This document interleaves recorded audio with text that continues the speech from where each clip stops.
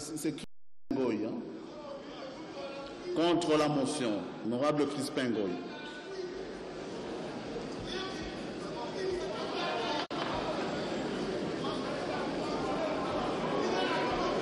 Mais sois patient quand même, collègue.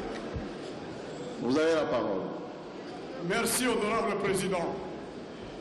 Honorable président de l'Assemblée nationale, honorable député, chers collègues. Ici, nous sommes à l'Assemblée nationale. Nous sommes les élus du peuple. Ici, nous sommes les hommes d'État. Nous sommes là pour respecter la loi. Nous ne sommes pas à Kassavoubou, nous ne sommes pas à Limité, ou encore à la cité de l'OIA. S'il vous plaît, là. S'il vous plaît, chers collègues. S'il vous plaît, chers collègues, service du protocole, calmement, commencez à évacuer ceux qui sont au bout là-bas. Calmement.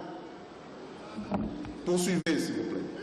Ici, nous sommes régis par la Constitution de la République.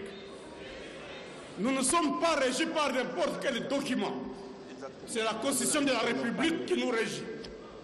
Nous sommes respectueux de la loi, où nous nous retrouvons ici devant un Premier ministre qui dirait ce n'est pas élu du peuple, c'est un Premier ministre nommé par le Président de la République, chef de l'État. Et nous avons le plein droit de le respecter. Puisque, avant que ce dernier ne soit nommé, nous n'avons jamais vu M. Bruno Tshibala devant nous. La qualité qu'il amène devant nous, c'est le fait qu'il soit nommé par le chef de l'État. Si nommé, vous avez des problèmes, nous n'avons jamais à votre niveau, voilà, devant nous. Retrouvez-vous soit à Limité, la qualité qu'il amène devant nous, c'est le fait qu'il est à la 5 ans. Ce n'est pas la 5 ans ici. Il faut choisir, placer chaque chose à sa place. La 5 ans est ouverte. Je crois qu'ils sont là, ils vous attendent pour aller faire vos bruits là-bas. Et ici, nous allons respecter la loi. Et encore nous disons, gare à celui qui veut venir déranger le peuple congolais. Nous sommes les élus du peuple, nous défendons l'intérêt du peuple. Vous avez vos problèmes privés, allez-y à la cité résoudre vos problèmes. Merci. Honorable Président, je crois qu'avec ça, je suis contre cette motion et je demande aux véritables députés d'analyser les programmes et de valider la motion. Merci. De M. Tshibala, et je vous remercie. Merci, chers collègues. Vous vous êtes exprimés aussi librement. Merci. C'était à Longa, je crois, le deuxième intervenant.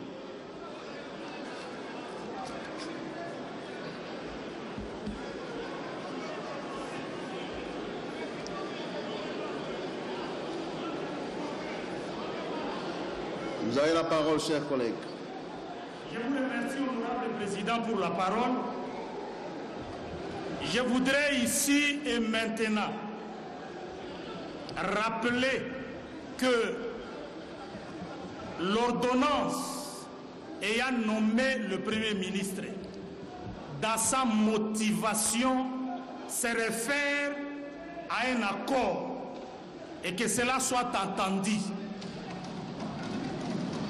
Mais aussi, honorable président, la Constitution, en son article 90, alinéa 3, pose le principe de la représentativité d'un gouvernement. Lecture faite de ce gouvernement que nous voulons investir, vous constaterez à titre d'exemple la province comme Kwilu, si je m'abuse, a plus ou moins 5 ministres. Maniema 4, d'autres provinces 0.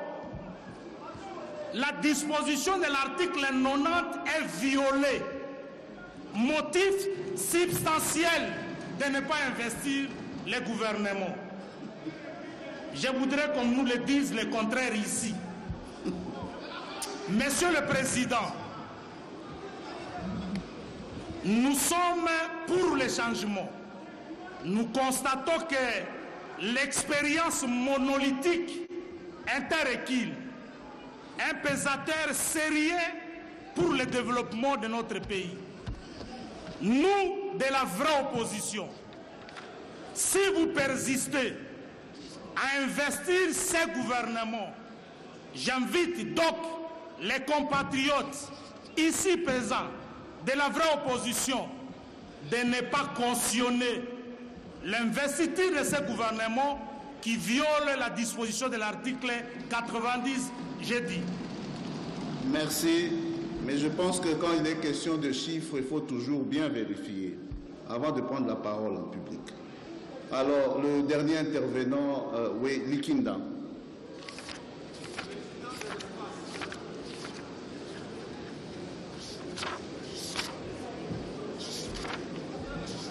Vous avez la parole, chers collègues.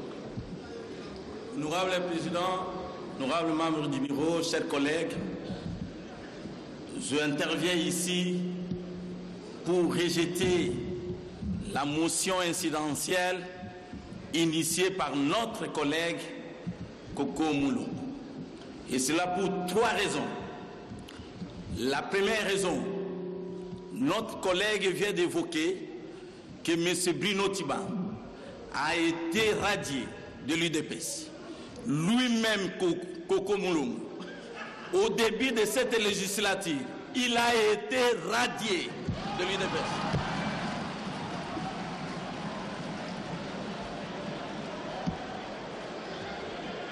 Et donc, je disais ceci,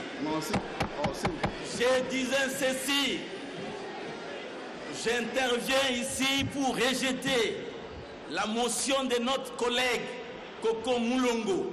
Et cela pour trois raisons. La première raison, l'auteur de la motion n'a pas qualité.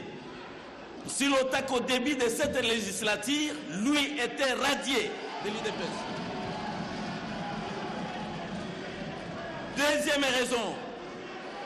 Deuxième raison, vous êtes sans ignorer qu'après le travail combien appréciable abattu par le presse dédié, ces derniers ont rendu le rapport au chef de l'État. Et il y avait deux points. Dans ces deux points, entre autres, la désignation du Premier ministre. Et vous êtes sans ignorer que le chef de l'État avait reçu, peut-être l'auteur de la motion n'a pas cette information, avait reçu une liste adressée par le rassemblement dont parmi les noms, il y avait le nom de Bruno Tiban. C'est ainsi que, pour conclure, et la troisième raison, nous prenons l'opinion nationale à témoin. Mon collègue a bien dit ici, nous sommes une institution, nous sommes les hommes d'État. Et pour vous montrer que de l'autre côté, on n'aime pas les élections, ils veulent bloquer l'investiture parce qu'ils ne sont pas prêts à aller aux élections. Ils veulent qu'on continue avec des négociations. Et aujourd'hui, avec ces gouvernements, ils veulent nous amener aux élections. C'est ainsi. Je demande aux représentants du peuple que vous êtes de rejeter à l'unanimité la motion incidentielle de notre collègue Koko Moulongo et de le radier de l'UDPS et de cette assemblée. J'ai dit. Merci. Honorable député, chers collègues, nous allons passer au vote. Mais avant tout, que sommes-nous en train de faire? Nous pensons qu'il est utile de procéder à ce bref rappel. L'article 90, alinéa 4. Avant d'entrer en fonction, le Premier ministre présente à l'Assemblée nationale le programme du gouvernement. Le dernier alinéa, lorsque ce programme qui a été présenté, lorsque ce programme est approuvé à la majorité absolue des membres qui composent l'Assemblée nationale, celle-ci investit le gouvernement. Et donc, dans la pratique de notre hémicycle, il est question d'abord d'un débat sur le programme. Et l'adoption du programme entraîne l'investiture du gouvernement. C'est ce que nous sommes en train de faire, chers collègues. Maintenant, la motion, les collègues estiment que l'ordonnance signée par le président de la République, dans le cadre de ses prérogatives constitutionnelles, viole l'accord. Viole l'accord, cet acte privé adopté au centre interdiocésain. Deuxièmement, les collègues estiment qu'il y a un problème quant à la représentativité des provinces. Ce sont les arguments fondamentaux présentés par les collègues. De l'autre côté, ceux qui ne sont pas d'accord avec la motion estiment que le Premier ministre qui se retrouve ici, avec son gouvernement, c'est à la suite d'une ordonnance signée sur pied de l'accord du 31 décembre, accord conclu sous les bons offices de la CENCO et accord déposé au président de la République pour qu'il intervienne personnellement dans le cadre de ses prérogatives de garant du bon fonctionnement. Je cite les évêques. C'est ça un peu le résumé des arguments de ceux qui sont contre la motion. Alors vous allez trancher, chacun s'est exprimé librement, vous allez trancher aussi librement. Qui sont pour la motion? Merci. Qui sont contre la motion? Merci. Qui s'abstiennent? Merci. Motion non retenue. S'il y en a...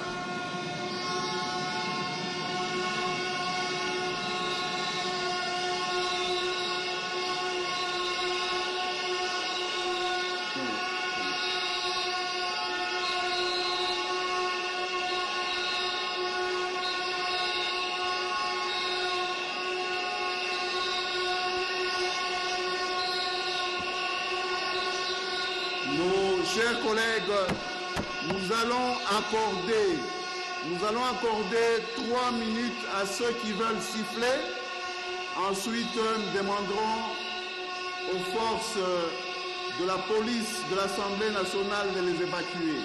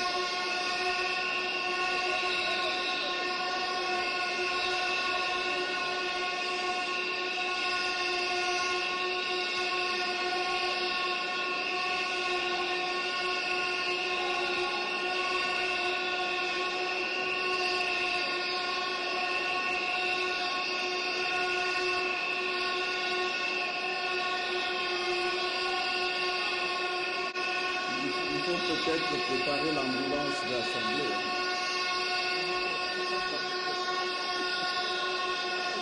Ils vont se souffler et puis ça sera des problèmes de santé. C'est vous qui dépenserez. On les laisse se souffler. Ils vont se souffler.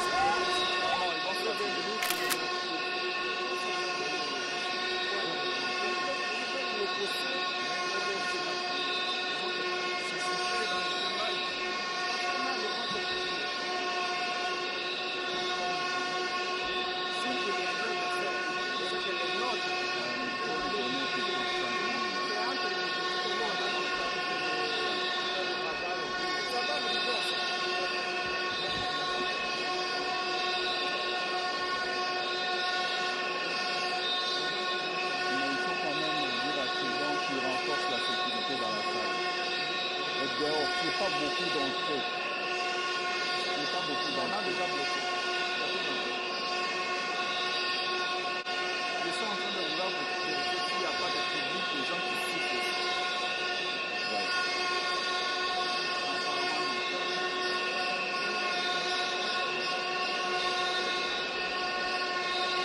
On a coupé la FNC. On a un direct. Mais il faut couper. Il faut couper. Il faut couper la FNC en attendant.